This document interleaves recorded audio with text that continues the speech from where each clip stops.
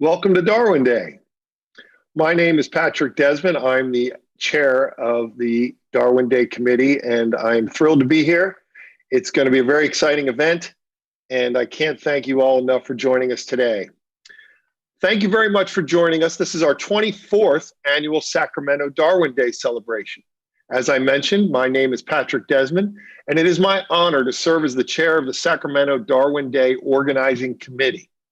The committee is composed of a group of dedicated and passionate volunteers focused on promoting and supporting science in the greater Sacramento area.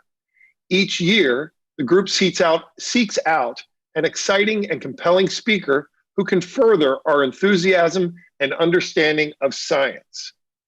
This year is no exception.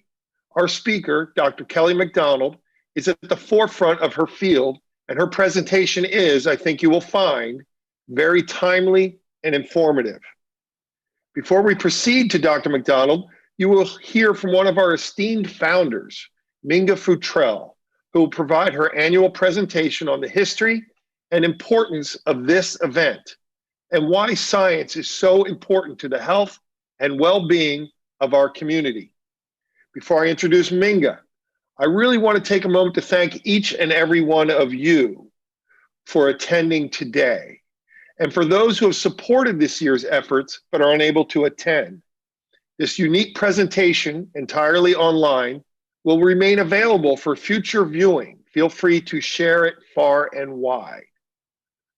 I certainly do not need to delve too deeply into what a strange and challenging year we have all endured since we last met in February of 2020. It was a great day. It was a beautiful day. We had a great presentation. It was so fun to see everybody. Little did we know that day what lied ahead.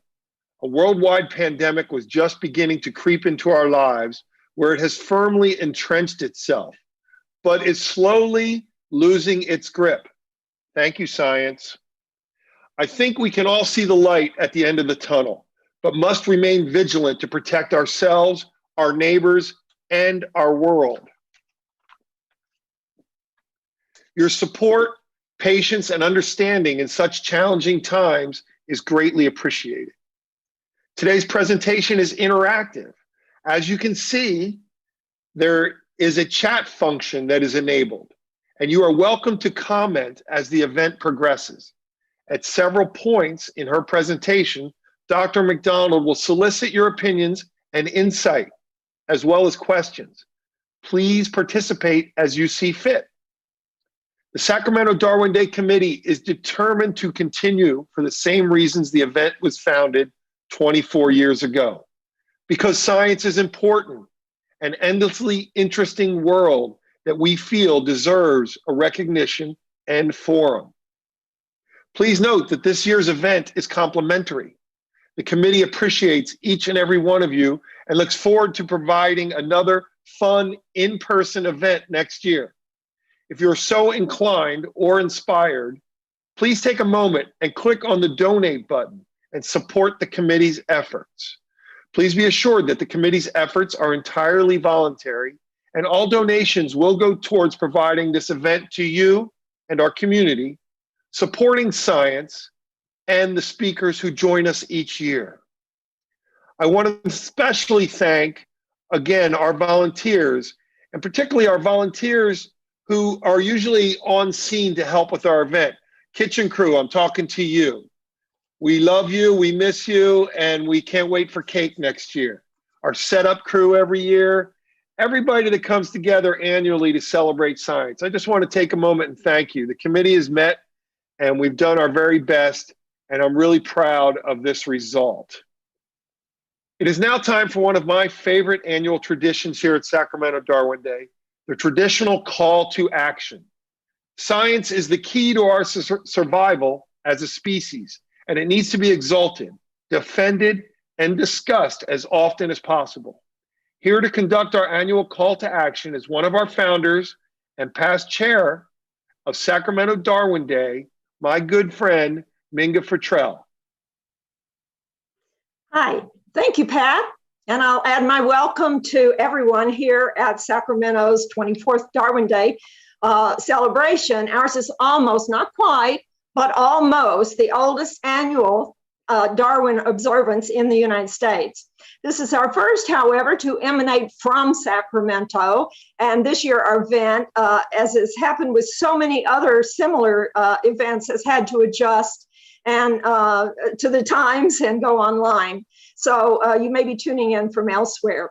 Let me tell you about our annual event pre-COVID. Typically, we gather together at a local venue to learn something new from our invited speaker. And perhaps it's a research scientist who can impart through the presentation his or her excitement about the work and personal love of science. Or perhaps our speaker excites the audience by revealing the work at the cutting edge of science education. But we usually go well beyond a presentation. We have called Sacramento's event a gala, an education gala, because in addition to the main presentation and the refreshments, we welcome local nonprofits to show their information, products, and services. And we also enrich the event with some science humor, some evolution themed merchandise, and usually some quirky music.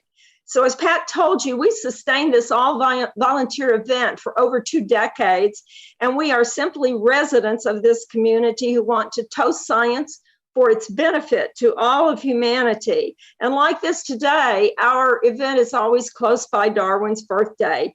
And each year we gather to honor him and celebrate his tremendous contribution to our human understanding, because, you know, contemporary scientists deem evolution through natural selection as the most powerful scientific theory ever developed.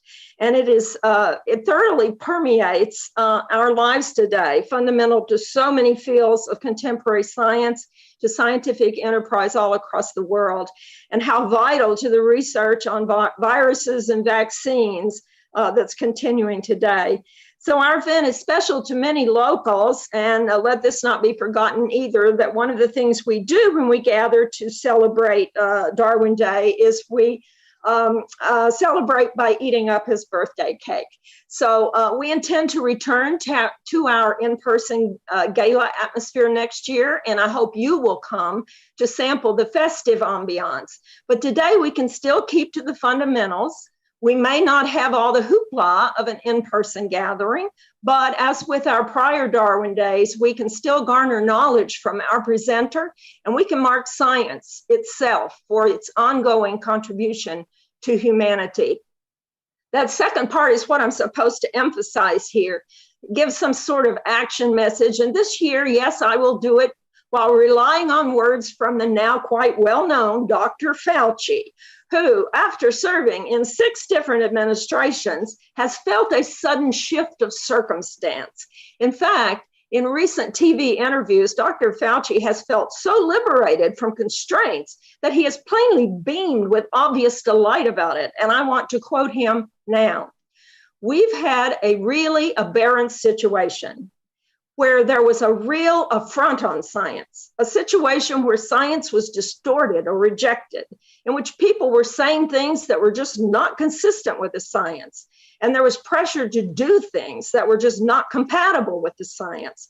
We've had a complete throwing aside of facts and evidence. It is chilling when you see it happen. Half the country longing for facts, longing for truth. We had mixed messages, and you can't have the politicization of public health messages.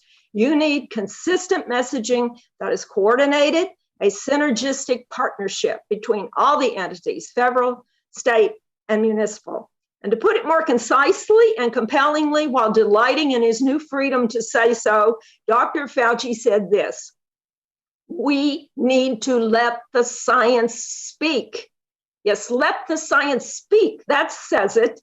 But as we look back on this pandemic year, we need to think even more broadly than public health and look even farther back in time than just a few years. And if we do, I think most of us can agree that science has taken a societal beating, not just of late, but for quite a while. And it's not just in the political realms either. It is throughout our society. far too few of our fellow citizens recognize that they really do have many more reasons than ever to attend to what the science researchers are saying and to support science within our society. We are all barreling full force into escalating global challenges, environmental and economic. It's not just humankind either, it's those rapidly changing ecosystems, and it's all quite foreboding. And the current support for science is not that much to celebrate nowadays. We all need to relish it for its ability to tell us what is, to look to our researchers, to give us the doggone unvarnished truth achieved through scientific method. And that's what science does. It tells us nature's truths as best we humans can ascertain them. We need to remember that and renew our efforts on behalf of science and science education in our society. Charles Darwin has become a symbol of scientific achievement and of advancement, and it should be promoted. It should be promoting a common bond across all of our people on Earth, and not divisions over ideology, especially the ones that interfere with scientific progress. So I close my message by quoting again for our contemporary voice for science, the fantastic Dr. Fauci. I have to admit, I've recently added fabulous Fauci to my pantheon of high regard, along there with the notorious RGB. But we all must do our part to help, following his making plain for our society, let the science speak. But now our speaker awaits, and it's time for us to listen. So thank you, and back to you, Pat. Thank you, Minga. That's always my favorite part every year. And your passion comes through. I always enjoy your perspective and appreciate it. Your leadership in particular on this subject. I think we can put everybody on notice. If they don't start paying attention to science, we're going to send them to meet with you, and they can deal with you. It is now my distinct pleasure to introduce today's featured speaker. Dr. Kelly McDonald is a professor in the Department of Biological Sciences and the director of the Center for Science and Math Success at Sacramento State University.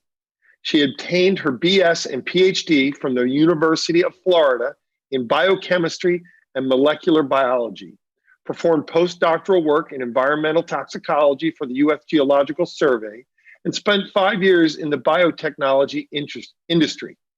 She began her academic career at American River College in Sacramento, California, where she taught biotechnology and microbiology and served as an education outreach coordinator, assistant director, and director of the North Valley Biotechnology Center. Dr. McDonald joined the faculty at Sacramento State as a science education specialist in 2009.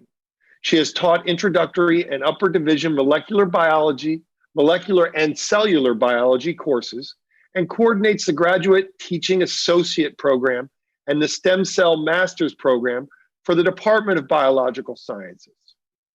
She has an active research program, supervising graduate and undergraduate researchers as they, 1, examine the impact of undergraduate research experiences on students, and 2, study the effects of the COVID-19 pandemic on teaching and learning.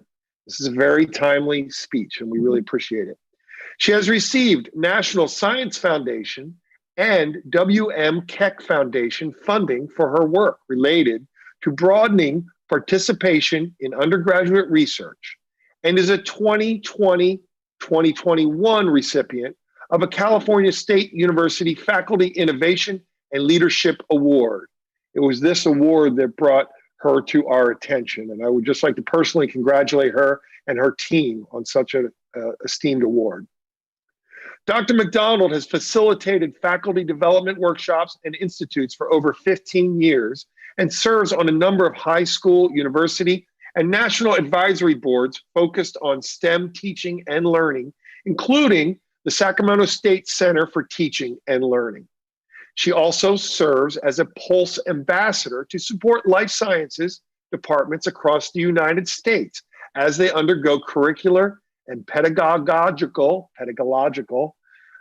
changes aligned with national calls for undergraduate biology education reform. It is truly my distinct pleasure to welcome and introduce to this year's Sacramento Darwin Day event, Dr. Kelly McDonald.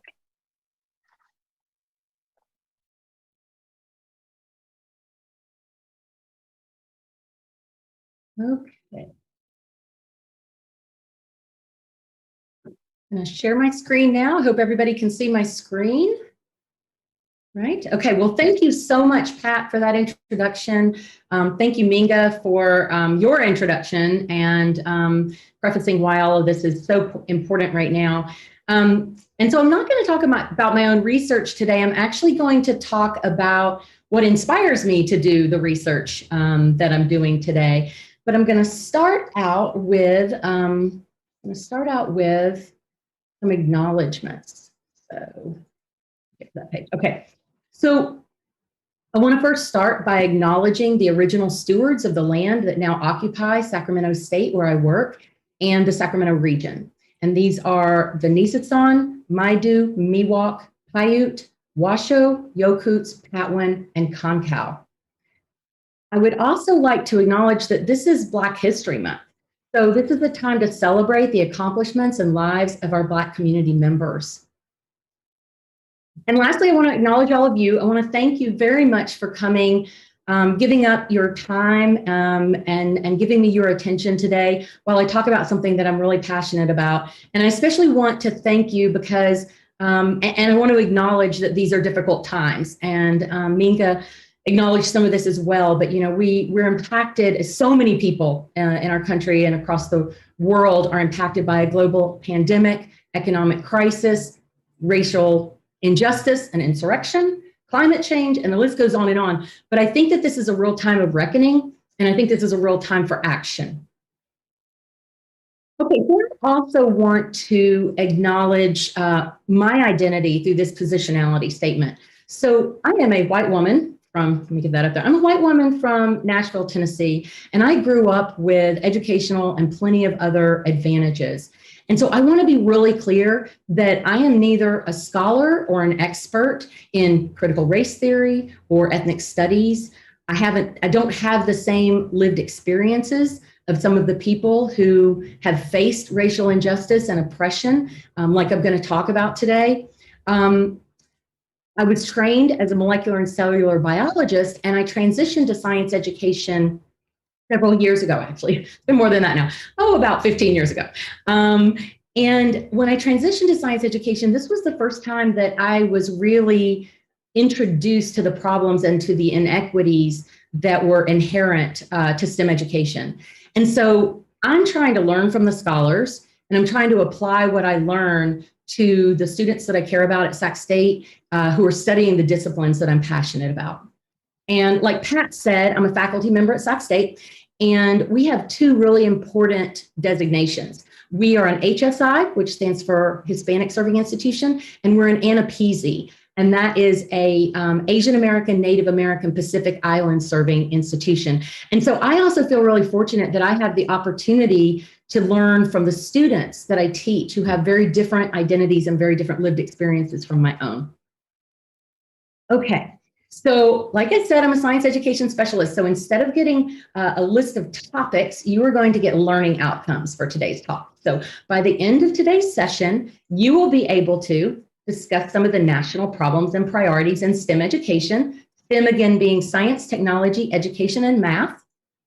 You will be able to describe how inequities in STEM education lead to disproportionate representation of groups in the STEM workforce, differentiate between terms such as equality, equity, and justice, as well as diversity and inclusion, explain why diversity is important to STEM and society, and also describe some efforts to enhance DEI in higher education. And I'm going to conclude today with some of the efforts that we're making at Sacramento State that I'm really excited about and that I'm really proud of.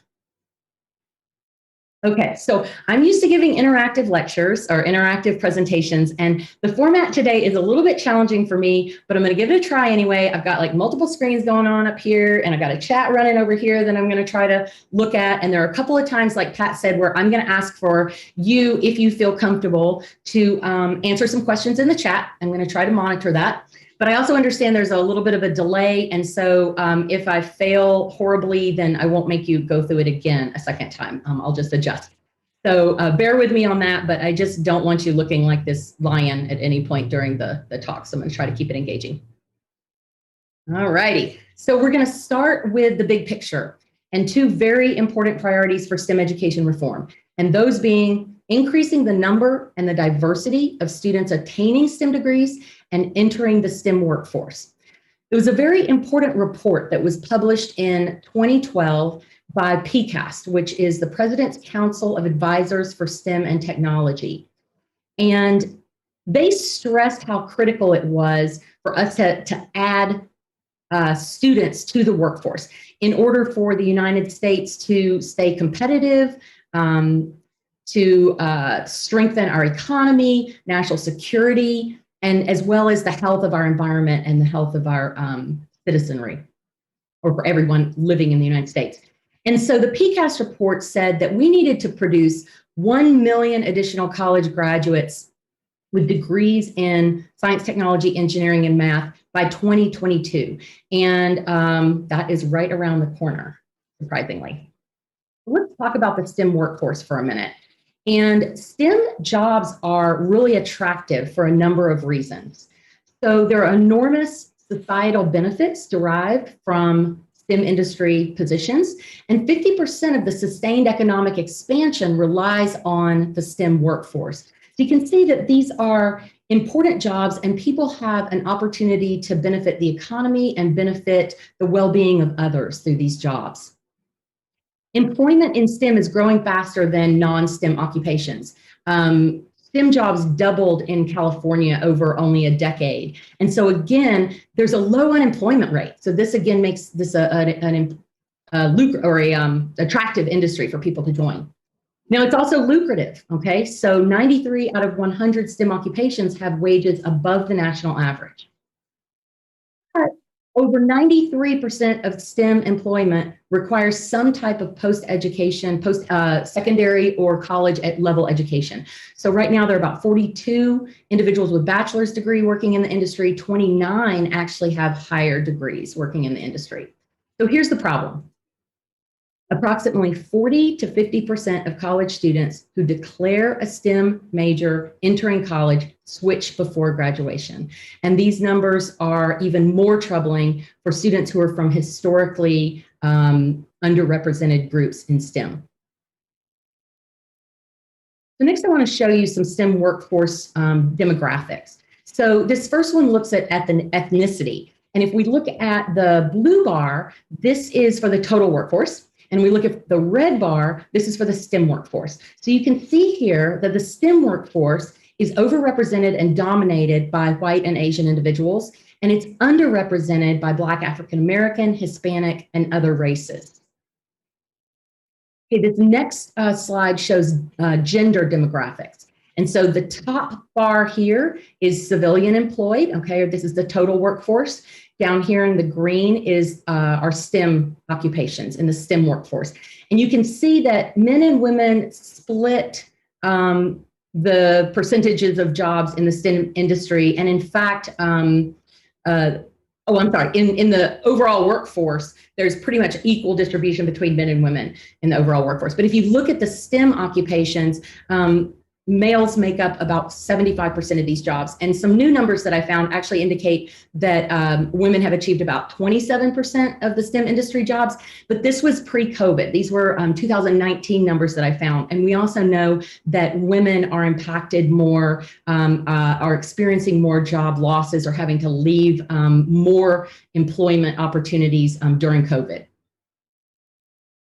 Okay, now this last graph is really about the intersectionality of race, ethnicity, and gender.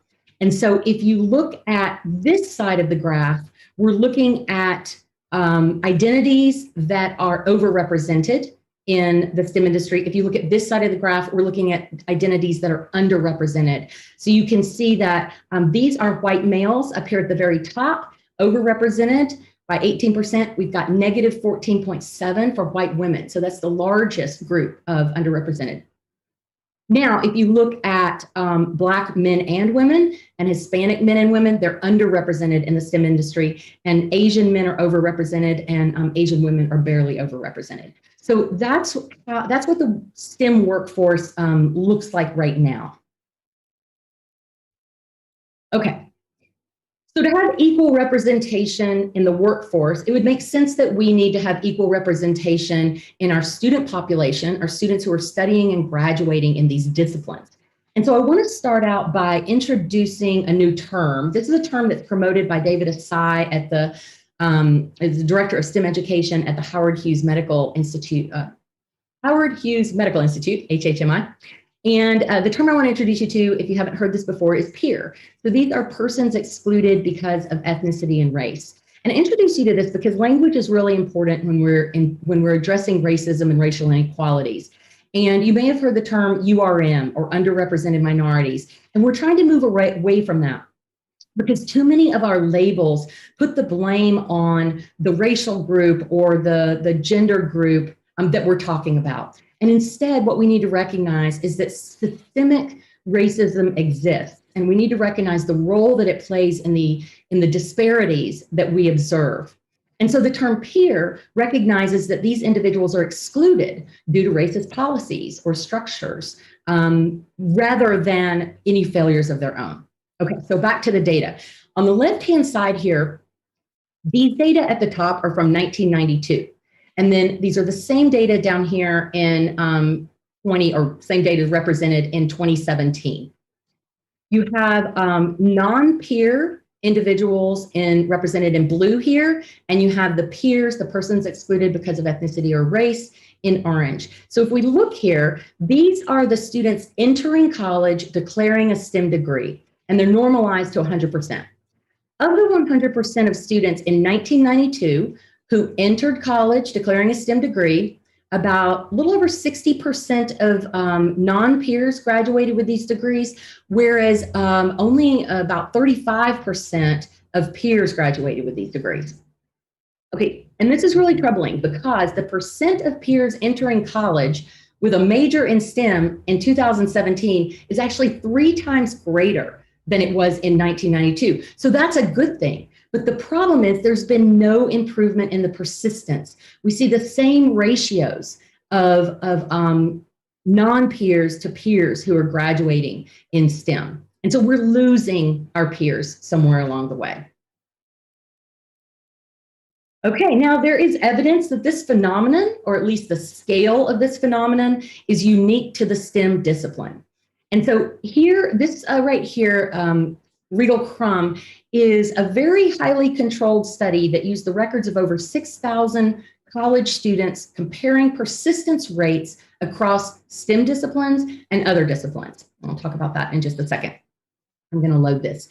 And what they found was that 58% of white students out of this sample who entered in a STEM degree finished with a STEM degree, compared to 43% of Latino students and 34% of Black students. And so once again, we are losing our Latinx and our Black students to the STEM field. Now, when they compared other disciplines such as business, humanities, and also the social sciences, they did not see this disproportionate persistence rate. And so they concluded that white privilege is at play here. And they used what's called an opportunity hoarding framework. And it's exactly what it sounds like. It's that, if you have an industry where the jobs are really attractive and lucrative, then the people who hold those jobs want to keep those jobs. And by virtue of that, maybe excluding others from those opportunities. Okay, now, while the data I have shown you, look at persistence rates, they don't say anything about the causal mechanisms, like why students are leaving.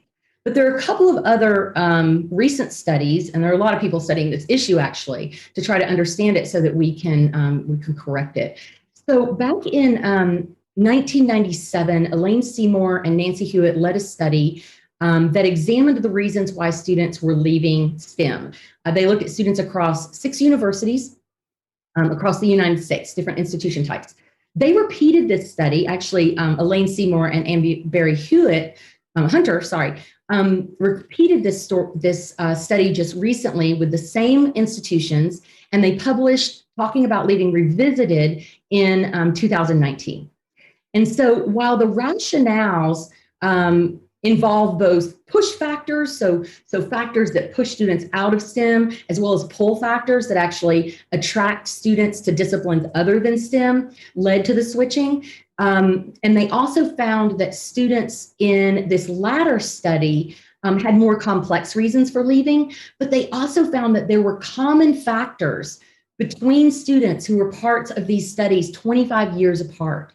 And some of these common factors were had to do with course design. So students were leaving because of the curriculum or the course structure. They were leaving because of the teaching quality, which is something that really bothers me. They were leaving because of resource acquisition. So even if the resources were there, the students that were leaving couldn't figure out how to acquire these resources. And last, they were leaving because of negative classroom or discipline culture.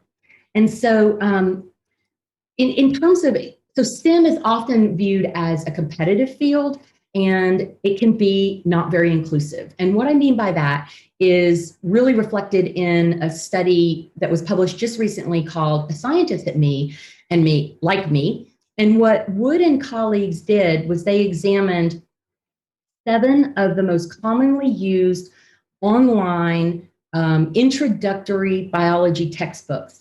And they looked at the demographics of the scientists that were represented within these textbooks. And what they found was that there was not a single African-American woman represented. So Black students do not see themselves in the curriculum, in the textbooks, if that's all that faculty are using to teach. And I heard a quote recently that really drives home this point. And it is, if you can't see it, you can't be it. Okay. So does diversity matter? I think I've probably convinced you that the STEM workforce and the STEM disciplines lack diversity. But now I want to talk about if it really matters, or is it really just about the numbers? And this slide is to remind me to tell you that if you don't know already, that Crayola thinks it matters because they actually launched a Colors of the World project, where they have a set of 24 crayons that allow adults and children to draw over 40 different skin tones with this project. And so it's a really cool project, and you can find it on the Crayola website. It's really neat. Some other benefits of diversity, though. So we know from evidence from across a number of disciplines that heterogeneous groups are more productive and more innovative than homogeneous groups. The business industry has studied this at length. They have found that there's evidence that companies that promote diversity in their employees and their leadership teams actually outperform those that are less diverse. Also, when a woman serves on the director of a board of directors, companies have a higher net income growth. This over here is a fun example of the Silk Road Ensemble that was started by Yo-Yo Ma, the acclaimed American cellist, in 1998. And it was started to promote multicultural artistic collaboration. But Yo-Yo Ma knew that getting a group of artists together from across the world that brought different expertises, that played different instruments, different styles of music, had different traditions, had different cultures, and bringing them together that they could create some really creative and innovative music. And they've done that. They've created over 100 pieces together as a group. And lastly, back to the sciences, journal articles that are authored by a more diverse group of scientists receive more citations and a higher impact factor. Okay, so we're going to move on to my first question and see how this works. So I am going to try to monitor the chat.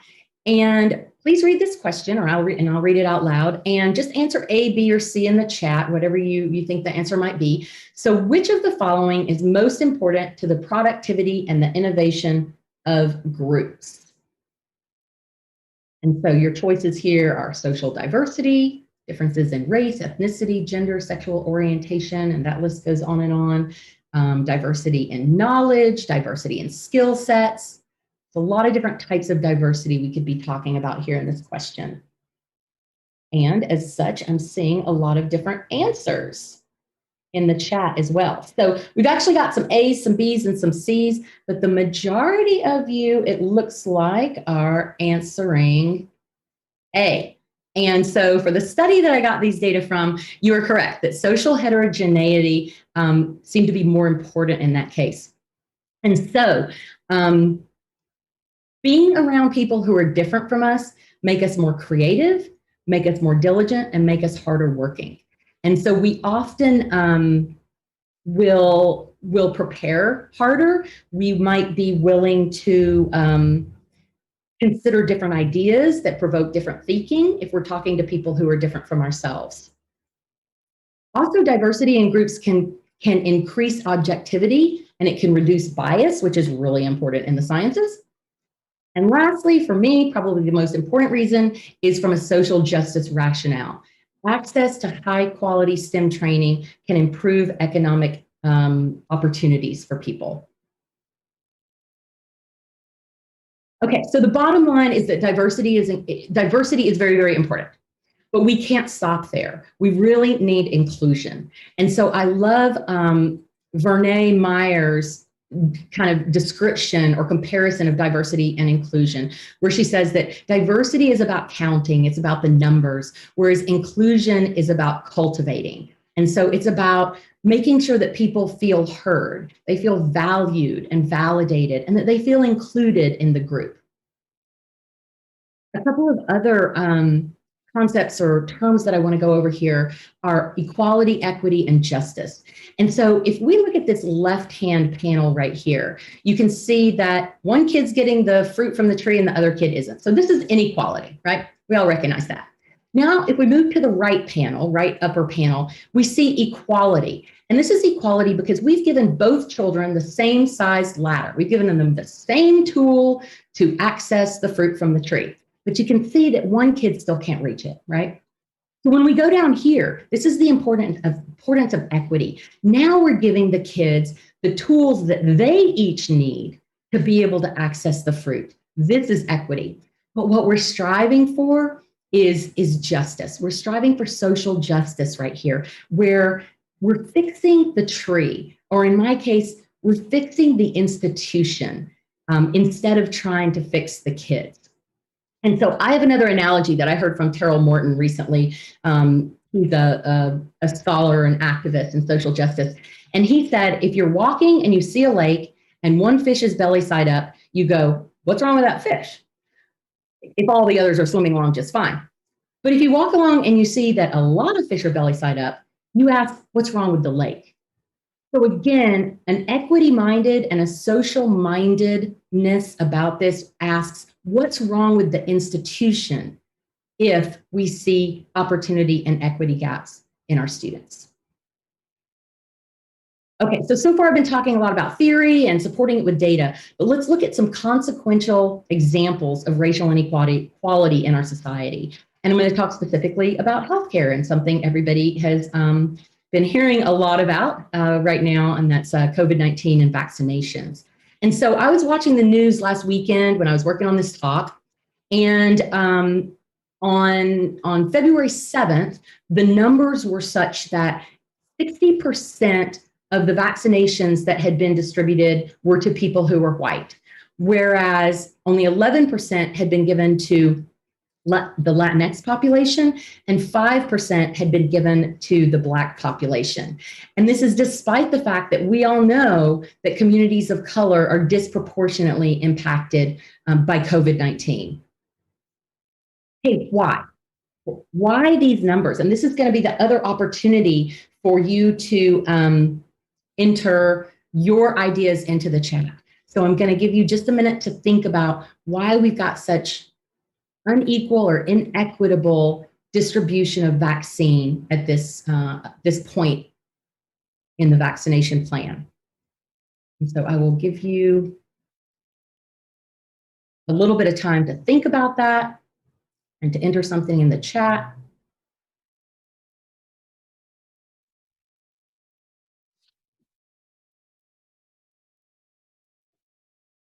Okay, good. We've got white privilege, distrust in the system, economics, poverty. These are all great answers. Wait for a couple more answers to come in. Great. Unequal access, demographics. Yep, all of those. Okay, thank you. Thanks for those who were willing to answer, and I see more coming in right now. Okay, so why is the vaccine distribution so skewed? The number one reason is trust. Okay, the second reason, trust. Third reason, you probably guessed it, trust. The fourth reason is access. And I actually listed this from Fatima Stanford from this citation right here. And the point that she was trying to make was that access doesn't matter if there's not trust. You need that trust first, right? Okay, so let's think about this, and I won't make you answer this question, but why the distrust? Well, there's a number of reasons. Okay, we've got historical discriminatory and harmful healthcare policies. And so I know a lot of you have heard of the Tuskegee syphilis trials, Henrietta Lacks, J. Marion Sims, the list goes on, right? But a lot of people researching this right now actually think that it is current, everyday, systemic, institutional racism that is the more important problem that we have to overcome. Right now, Black patients will wait longer and they'll go out of their way to see a Black physician. And why is that? Because it's well documented that their outcomes are better when they see a Black physician. The problem is there's a lack of representation of Black physicians. Right now, we have about 5% of our physicians are Black, and about 5% of our STEM professionals are Black. And so, again, in terms of this trust, we really need to be touting the accomplishments. We need to be increasing our representation, right, first of all.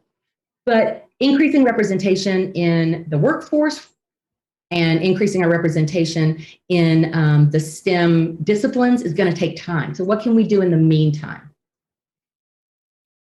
Well, let me introduce you to Dr. Kizzmekia Corbett, if you haven't heard of her. So she is a research fellow at the NIH. She leads the she's a viral immunologist, and she leads the Vaccine Research Center, which has a coronavirus task force or a coronavirus team. And her research was very important for discovering the structure of the SARS-CoV-2 spike protein, which is being used to generate the vaccines. Her research was also very important for studying the use of mRNA, and so as a vaccine. And so she and her team, and she leads the team that worked with Moderna to put out their first vaccination. And then this is her with Fauci right there in the middle, actually. Okay, I just learned about Onesimus. And Onesimus was an African enslaved man. He was from Africa, West Africa, and he worked for. He was a slave of Cotton Mather in the early 1700s in the Boston area, and he really was instrumental during a smallpox outbreak where he introduced the concept of variolation, and this is something that he brought from his own home in West Africa, a practice that they used there. And what that is it's taking infectious material like you would get from pus or some sort of infection anyway, and you would administer that to a healthy person in a controlled manner so that they developed hopefully a very mild case of the disease, or and then later hopefully they would actually have immunity so that they could fight the disease if their bodies saw it again. And so this practice actually saved a lot of lives because it was a century before Edward Jenner produced the smallpox vaccine. And so this is early vaccine production right here. This is the basis for this. And, I admit that until very recently, I hadn't heard of any of these individuals. And so, we just really need to be promoting and acknowledging and recognizing the accomplishments of those in our Black community and our other communities of color that are contributing to science. These are just two examples of very many. Okay, so I'm going to transition now, and the last part of my talk is going to be about Sac State and efforts that we are making at Sac State to address diversity, equity, and inclusion. And our student population is really important for this effort. So I'm going to put up these statistics right here. We're a large urban minority serving comprehensive regional institution. Like I said, we are Hispanic serving, and we are American, Asian, Native American, Pacific Island serving. We have about 30% of our student body are first generation students, meaning that their parents did not attend college. About 50% are Pell eligible, and this is indicates that they are low socioeconomic or experiencing poverty. And we have 75% students of color. We're the fourth most ethnically diverse campus in the US. And we have a large number of biology majors, and the 2,600 here is actually our majors in the College of Natural Sciences and Mathematics. And so, the PCAST report says that we only have to retain 10% of the students that are dropping out in order to meet the goals of 2022. And we have a large number of students here where we could, support to obtain degrees and hopefully enter the workforce. So the DEI, again, diversity, equity, and inclusion efforts at Sacramento State are multifaceted across different levels. And so I'm gonna give you an example of a community, multi-institutional level of DEI work.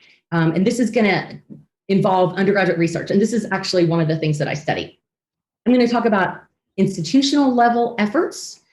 I'm going to talk about college level efforts. And again, right here, I'm going to talk about the Center for Science and Math Success that I'm the director of, and also a new DEI committee. And then lastly, I'm going to end with a couple of course and faculty level efforts that we can use. Okay, so undergraduate research experiences are considered to be high impact practices that have multiple and varied benefits for students.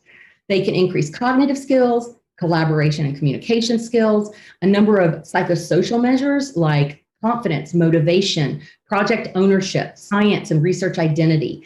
And then ultimately, they've been shown to increase retention of students in the major and clarify that career. So hopefully they go into the STEM fields. Now, these benefits are disproportionately high in some studies for our historically underrepresented populations. So undergraduate research experiences are very important, but there are a number of barriers. And so when I'm talking about undergraduate research experiences here, I'm talking about the extracurricular ones, the ones where a student works with a faculty member outside of the classroom in that faculty member's lab. So the problem with that is that a lot of our students, at least at Sac State, don't have time or don't have the resources to do extracurricular work like this. So they have commutes. A lot of them are working 20 to 30 hours a week. They have to take care of their families. So there are barriers for them to access these opportunities. And so generally it's the wealthier, the more privileged students that get to do these experiences, right? There are other barriers as well, though. They have to be aware that these opportunities exist, and they need to understand why these opportunities may benefit them. And then if they are aware of these opportunities, they need to know how to get them. There are norms that a lot of students are not privy to, especially the students who are first generation. And so again, what ends up happening is the students who may benefit most from these experiences don't have the opportunity. So these are inequitable in a lot of ways. So what we did at Sac State is we asked, how can we provide all of our STEM majors, and we started with biology, with research experiences. And so what we did was we moved these research experiences into the classroom. So we got support from a ton of faculty across 4 different disciplines in our first project. And they worked together to create, to scaffold, and to integrate research projects into the classroom. And these research projects were all around a local important issue, and that's the human impacts on the American River. This is the American River right here, and it runs through our campus, so students can actually go down and learn how to collect samples. And also a lot of students who go to Sac State grew up around Sac State, so they know about the American River and it's important to them. They grew up playing in it and swimming in it and fishing in it and all of that. And so it's a relevant project for them to engage in, and it's also relevant to the scientific community. So we've had two phases of this. In our first phase, and this was supported by NSF, the National Science Foundation, and the WMCAP Foundation. And this was a multi-year project to redesign and coordinate these curricula in 16 of our STEM courses across biology, geology, environmental studies, and chemistry. We're really excited that we just launched Series 2, and Series stands for, let me go back. SERIES stands for the Sustainable Interdisciplinary Research to Inspire Undergraduate Success. You can see that's a mouthful. That's why we call it SERIES. So in Series 2, we just started this grant to work on this in October. And now we're expanding to 10 STEM disciplines on our campus. And we're extending this project to 4 of our local nearby community colleges in the Los Rios district. So we are really excited about this project. And again, with funding from the National Science Foundation. Okay, so some institutional efforts. We started out with a bunch of campus climate surveys to try to understand how faculty, staff, and students feel about their sense of belonging on campus. Our president rolled out an anti-racism and inclusive campus plan. And we now have faculty and staff populating 7 different action groups that are working to develop this plan to move our campus towards an anti-racist institution. We had a fall convocation that featured 2 incredible and provocative speakers on racism and social justice, and that was Drs. Ibram X. Kendi and Sean Harper. And that followed with 20 different breakout sessions that faculty could attend to talk about, learn about, hear from panels of students and faculty about issues related to racial inequality and other inequalities as well. We have a division of inclusive excellence that helps to train our campus community, and also is working to make sure that we're accountable for what we say we're doing, and also communicate with the community at large. And I'm really excited to start as a member of a cohort of an Inclusive Leadership Academy, where we're going to dig really deep into this training over the next 6 months. So a couple of college commitments to diversity, equity and inclusion. One is, again, the Center for Science and Math Success, and this is the center that I direct. So we have equity-based programs that provide students taking science and math courses with academic support for their classes and also social support for their general well-being. And so we serve any student in a science and math course. We see up to 1,500 to 1,600 students across about 40 disciplines on campus. And when I say we see, a lot of the ones that see are our 70 peer leaders. And sometimes we have more like 100 peer leaders too. So these are actually science, math, and engineering students who are trained in intercultural competency, and they're trained in their fields to serve as peer mentors. They do one-on-one peer mentoring. They facilitate small group work to help students learn critical thinking skills and study skills. We have a bunch of networking opportunities. We have research opportunities for students and volunteer opportunities, and the list goes on. We also support our faculty who are engaging in evidence-based teaching and or STEM education research. And lastly, we're supported by the CSU Chancellor's Office for 4 years of funding from the CSU STEM VISTA program. And the VISTA program is a program of AmeriCorps. And we have a dedicated person who works for our center, and her sole mission is to eliminate racial, gender, and socioeconomic inequities. And so this is our website right here if you want to check us out. And we're also on social media, Instagram and Facebook. Okay, one other thing for the college is that we recently established a DEI committee, and it's very new, but there are a number of different ideas that this committee is going to be addressing. They're going to be talking about our hiring practices. How do we obtain a more diverse faculty, because one of the things I didn't say about our 70 peer leaders that work for the Center for Science and Math Success is that they actually represent the demographics of our students, whereas our faculty do not. So they are incredibly important in sort of the issue of representation. This committee is also going to look at data. So they're going to try to disaggregate data to figure out really where are the equity and the opportunity gaps. There's going to be a lot of faculty training and also looking at how we currently evaluate our instructors. And then I'm going to end with faculty and course commitment to diversity, equity, and inclusion. So the first thing we need to do is a lot of self-examination, a lot of reflection, and a lot of studying. And so this just has to be done either on your own or attending workshops, attending panels, listening to your colleagues of color, your students of color, reading Black authors. All of those things need to be done so that you can develop an empathy for your students. And the other way to develop an empathy for our students is to develop relationships with our students. So relationships are very important for empathy. And once you do this hard work right here, then you can really create these inclusive learning environments that there are a lot of different strategies you can use to make sure that all voices are heard within your classroom. Lastly, we need to decolonize the curriculum. So we can start with the syllabus. That is the first thing that the students see. And so I've started to include a diversity statement in my syllabus. I think very hard about the language that I use in my syllabus and whether it's inviting to all groups, whether and then also language is important beyond just the syllabus. Language is important in the classroom. And I'll give you an example. I used to be really bad about saying you guys all the time. And it's because when I was a child, my family shipped me off to the north to go to camp. And I was this little Southern kid, and I was the only Southerner in this whole camp of Northern kids. And they literally beat the y'all out of me. So for my entire life, I've said you guys instead of y'all. Well, you guys is not inclusive. Your class is not made up of all guys. They're not made up of, and even ladies and gentlemen or something like that. Then you're excluding your non-binary students.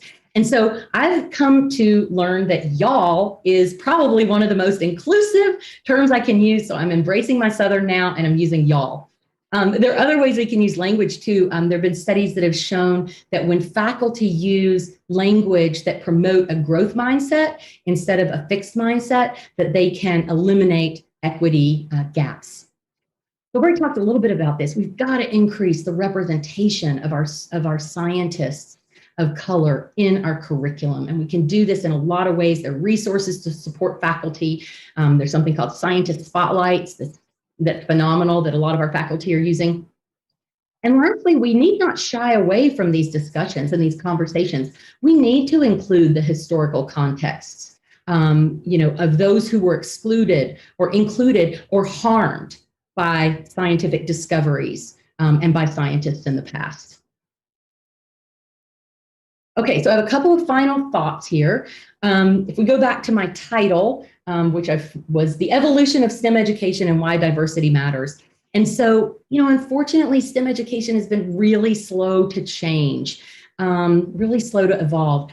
But on a small scale, there are a lot of examples across the US of things that are working.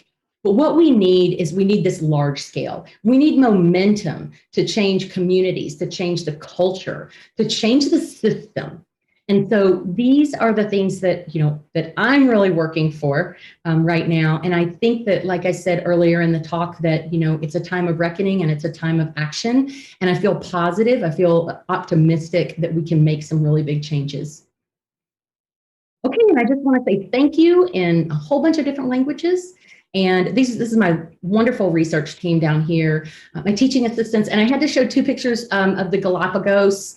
This is one of my favorite, of this just gigantic tortoise that's trying to get this apple. He's so awesome. And I was lucky enough to go to the Galapagos 2 years ago with my husband and a group. And so a shout out to Darwin with my Galapagos photos. And with that, I just want to thank everybody and invite questions. Okay. So I'm going to stop sharing now. I think that's what I'm supposed to do. Okay. So I'm gonna be looking over here at some of the questions. Okay, and I'm gonna probably have to go way back. I'm gonna just a second. Okay, see one question here. Do you disaggregate? Oh, this is going to be hard because the chat, like you said, is going really fast. It is hard, Dr. McDonald. This is Patrick, and it is hard.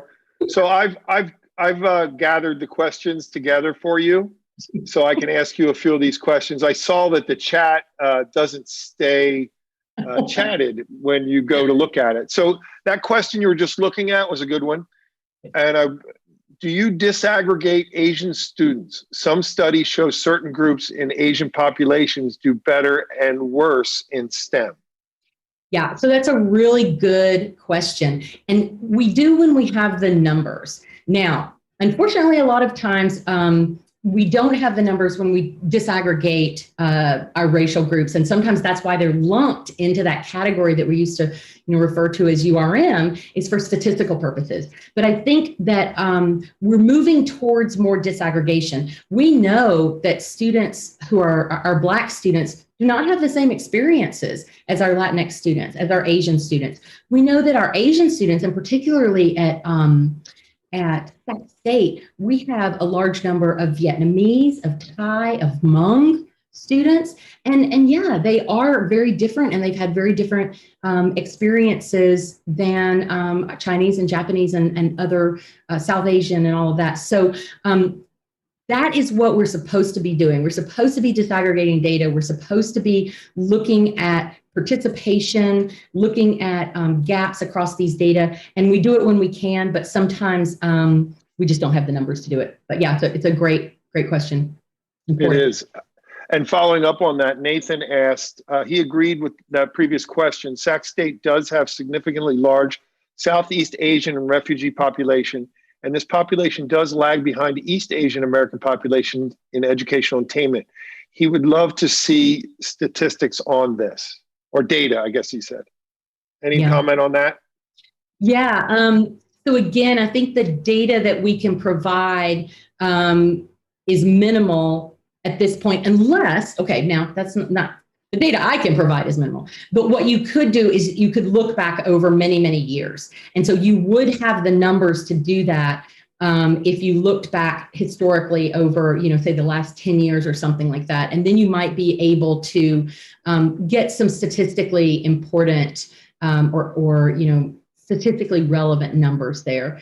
We need to be doing more of it. And it hasn't been that long since we've been able to get some of these data at Sac State, and now we're able to, and so we need to be doing this work.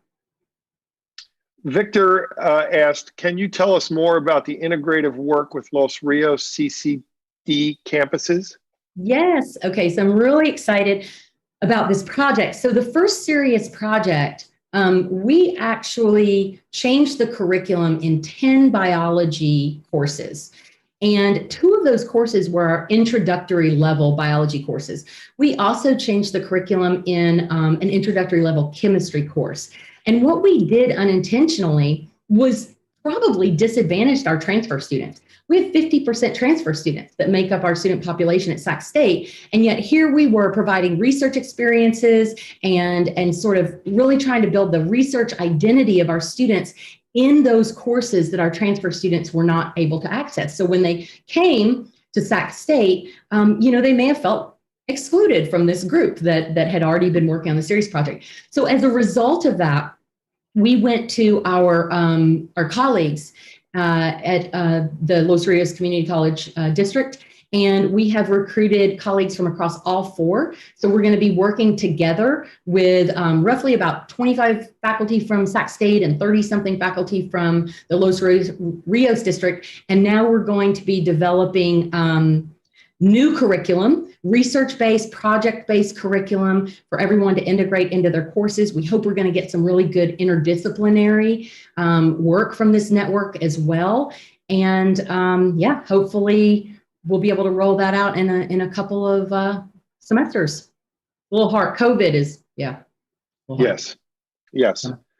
Thank you. Last question, I think, is if you had a magic wand, it could make one systematic fix to improve outcomes for underrepresented groups, what would it be? Wow. Can I say dismantle racism? There you go. Exactly. Because I really think, and with racism, though, again, I talked a lot about racism today, but really, we need to be talking about racism. We need to be talking about sexism. We need to be talking about ableism. There's so many communities, homophobia, all of that we need to consider. And so that work is ongoing. It was just too much for me to address within this talk. But yeah, I would dismantle racism. But if I couldn't do that, if that's too lofty of a goal for this particular wand, I think that focusing on our faculty and our curriculum, and so making sure that our faculty represent the diversity of our students, and making sure that our curriculum speaks to all of our students and their lived experiences and is relevant to them and invites them to the table and validates them. That was more than one. No, and I can see exactly what you're getting at, and I think it's the right goal. And it's sort of like turning around a battleship, as they say. It's just you got to decide to do it, and we all have to pull in the right direction. And once we're going and the momentum gets built up, I'm optimistic that maybe we can move forward in that direction. And we need it from a bottom up. We need the faculty doing this, because they're the ones that work day in, day out with the students, and we need the administration doing this. Right. So we need support. And luckily at Sac State, there's a huge push from our president, President Nelson, for these efforts. And so we need it at all levels. We need it across the disciplines. We need it in our communities. We do. Well, speaking of community, Sacramento Darwin Day is a community. And we've had over 100 people online today to enjoy your presentation. It was fantastic. Do you have any thoughts? I'm the chair of the committee. And this is about my 5th year, I think.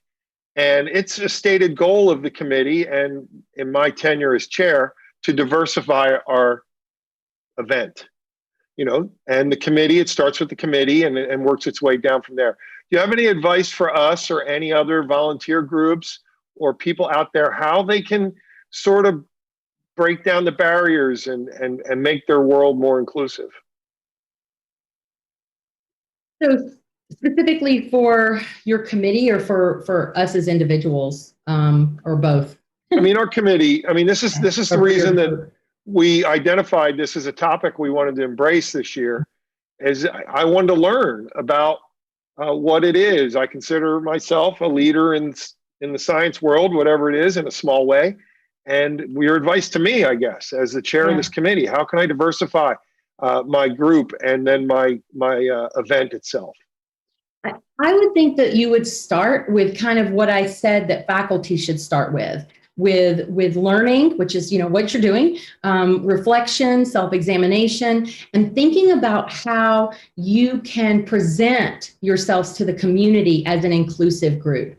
And so a lot of people on their websites will have diversity statements. And so a diversity statement is a way to invite others. I started out, I tried to kind of model some of these things through today's talk. I started out with a positionality statement. So being really upfront about my identity and that, this is my perspective because of my intersection of identities and lived experiences. And so, thinking a lot about that, and then advertising, collaborating with other groups that have different demographics.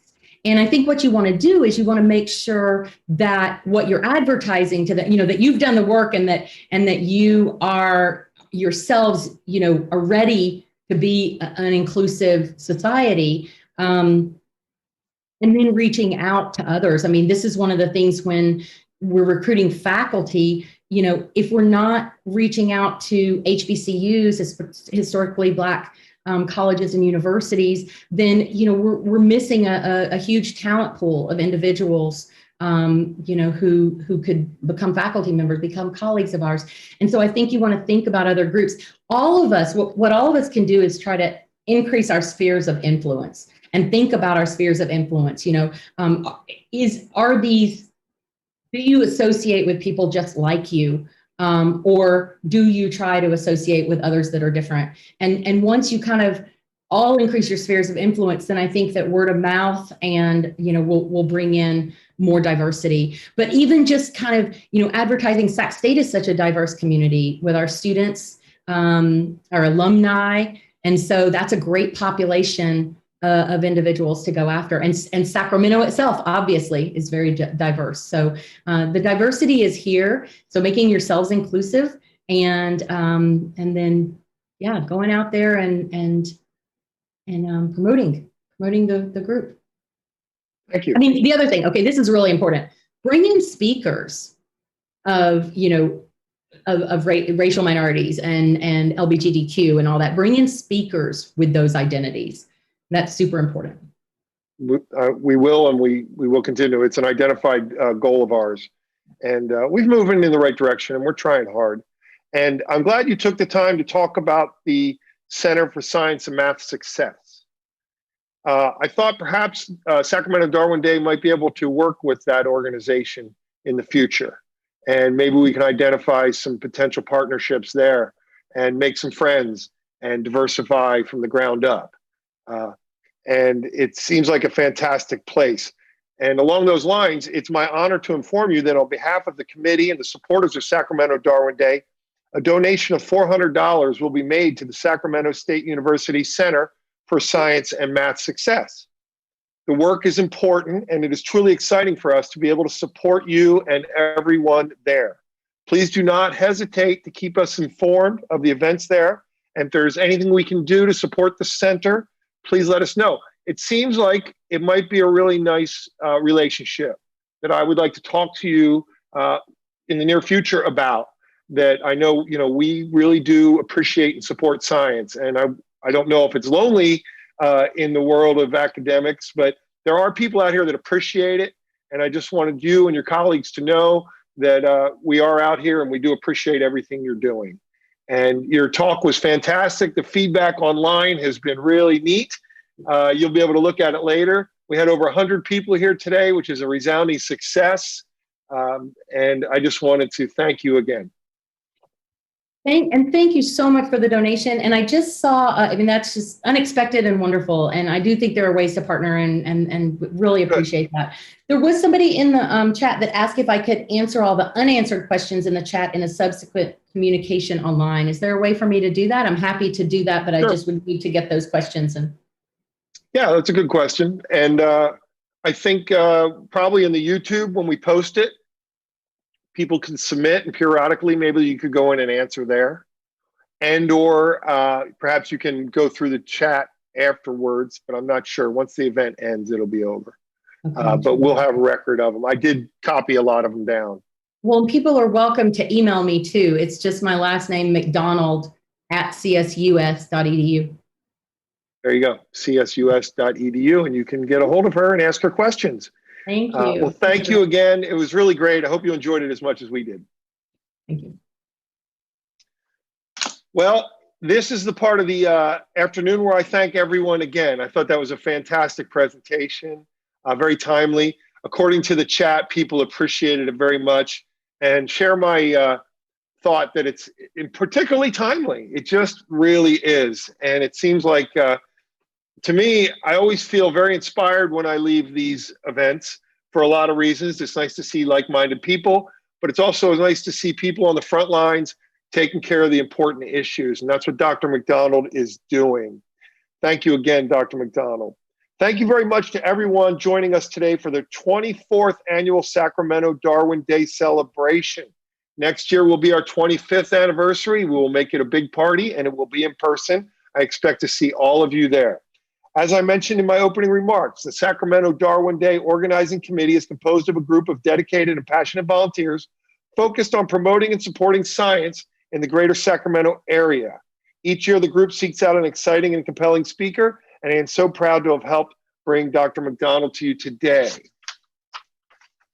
Before we close, I'd like to encourage each of you to think about how you can support this fun and important event. Perhaps you can help us meet some of our operational goals and objectives by volunteering your services. We have a fantastic kitchen crew every year. You'll love them if you ever want to come volunteer. Our setup crew is a lot of fun too. It's a really fun day, and we would invite you to join if you would like to. patdesmond8@gmail.com. You can reach us, or on sacdarwinday.org.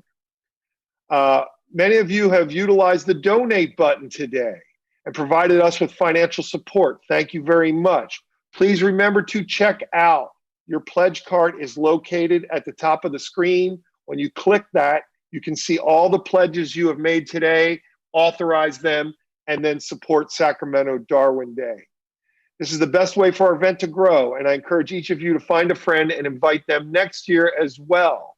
It is my stated goal as chair to not only try and produce a top-notch annual event, but to lead the event toward the future. This means an increased focus on diversity and inclusion. It is our stated goal to make all science enthusiasts aware of our event and to make them all feel welcome. If you have any ideas as to how we can continue to pursue this goal, we are all ears. It has been a challenging 12 months, and I'm sure new challenges will present themselves.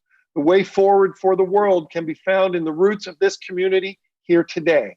By working together, supporting and following the science, we can ensure the very best chance possible for the survival of our species and the world as we know it.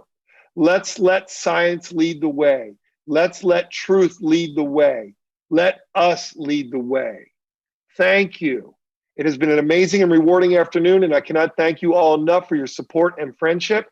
Until next year when we meet again in person, please take care of yourselves and each other. Thank you again. Have a great day.